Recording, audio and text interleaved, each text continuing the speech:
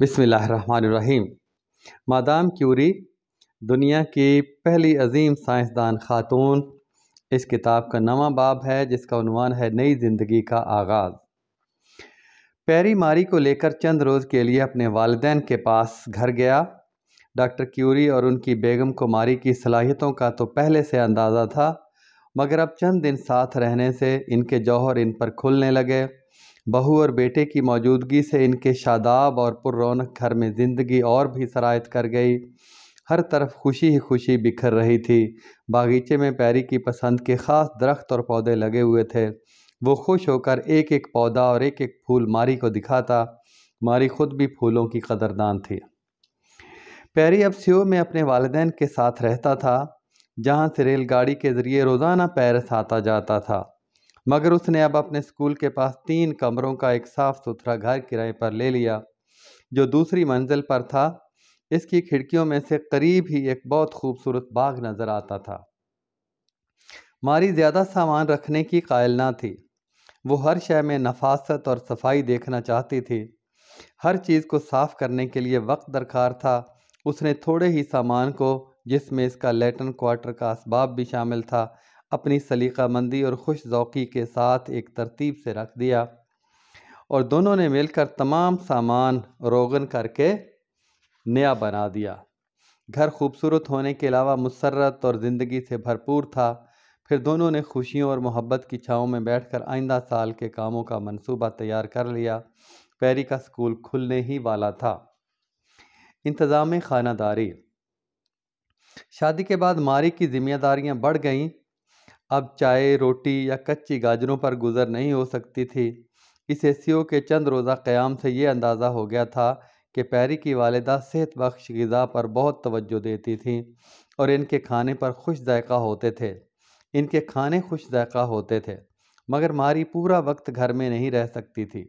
اس لیے اس نے پیری کے اسکول کھلنے سے پہلے اپنی جدت طبع سے کھانا پکانے کے چند ایسے نسخے ایجاد کر لیے جن کی تیاری میں بہت کم وقت لگتا تھا۔ اس زمانے میں پریشر کوکر نہ تھے، اس لیے گوشت پکانے کے واسطے اس نے سائنسی طریقے سے آنچ، پانی اور وقت کا اندازہ کر لیا۔ وہ صبح ہی گوشت ہلکی آنچ پر رکھ دیتی اور شام کو وہ بالکل تیار ملتا۔ اس کی ہنڈیاں ایک دن بھی نہ جلی تھی۔ پیری اکثر گھر کے کاموں میں بیوی کی مدد کرتا۔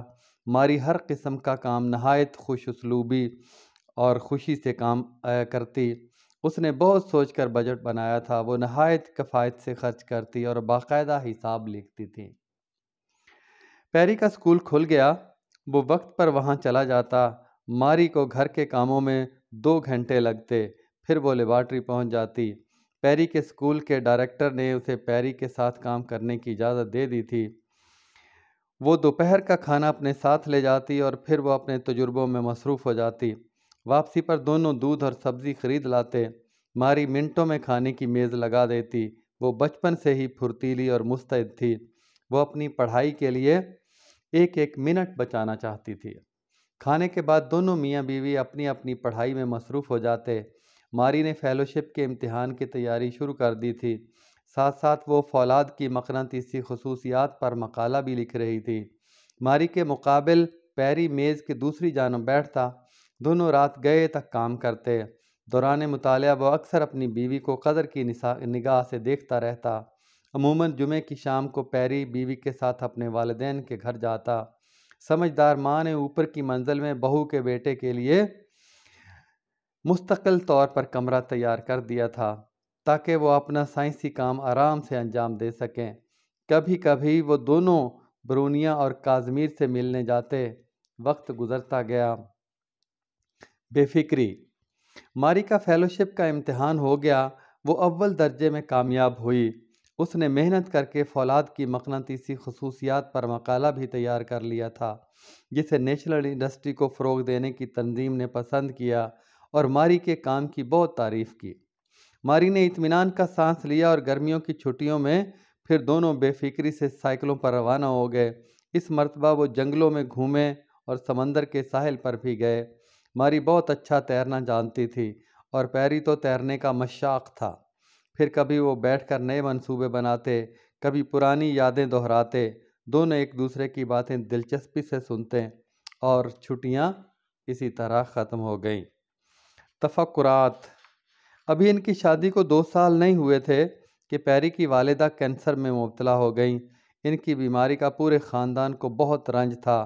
ڈاکٹر کیوری نے حتی الامکان دوڑ دھوپ کی، مگر مرض روز بروز بڑھتا گیا۔ بچی کی ولادت۔ اسی زمانے میں ماری کی طبیعت بھی خراب تھی۔ پیری نے اسے تبدیلی آب و ہوا کے لیے ایک صحت افزا مقام پر بھیج دیا۔ وہ اس وقت خود نہیں جا سکتا تھا، اس لیے اس نے ماری کے والد سے ماری کے پاس جانے کی درخواست کی اور وہ وارسا سے بیٹی کی دیکھ بھال کے لیے آ گیا۔ پیری کو بیوی کی جدائی کا بہت شاق تھا اور ستمبر کے شروع میں وہ اس کے پاس پہنچ گیا۔ 12 ستمبر 1897 کو ماری کی ایک خوبصورت لڑکی پیدا ہوئی جس کا نام آئرین رکھا گیا۔ پیری کی والدہ پوتی کی پیدائش کی خبر سن کر بہت خوش ہوئیں۔ اس کے لیے انہوں نے پہلے سے ہی ضروری کپڑے تیار کر کے بھیج دیے تھے۔ چند روز بعد ان کا انتقال ہو گیا۔ تمام خاندان کو بہت صدمہ ہوا۔ اب ڈاکٹر کیوری نے بیٹے اور بہو کے اصرار پر اپنا گھر چھوڑ دیا اور ان کے ساتھ رہنے لگے۔ پیری نے ایک بڑا گھر کرائے پر لے لیا جس کے ساتھ ایک بڑا باغ تھا۔ چند روز ماری نے گھر کے تمام کام خود انجام دیے۔ اسے ابھی تک کوئی ملازمت نہیں ملی تھی، مگر وہ ڈاکٹریٹ کے لیے کام کرنے کی خواہش مند تھی۔ چنانچہ بچی کے لیے نرس رکھنا ضروری ہو گیا۔ ڈاکٹر کیوری بھی کچھ مالی امداد دیتے ہوں گے۔ ان کی موجودگی گھر میں بہت غنیمت تھی۔ وہ بہت مددگار ثابت ہوئے۔ آئرین کی تربیت میں ان کا بڑا ہاتھ تھا۔